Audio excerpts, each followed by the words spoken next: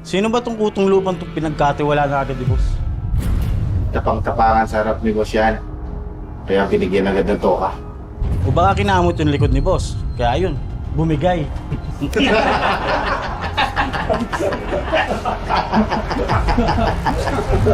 Hayaan niyo akong gawin ng trabaho.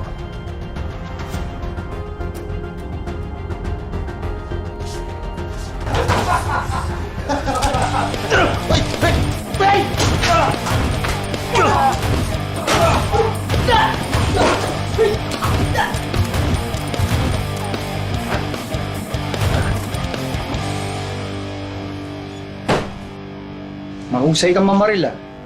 Sino nagturo sa'yo? Isang taong tinalikuran ko para magtrabaho sa'yo. Basta pagbutihin mo lang para tumagal ka sa grupo. Salamat po, senyor. Sa tingin ko, kaya mo nga. Ang alin? Ang patayin ng pinakamalaking tinik sa aming lalamunan.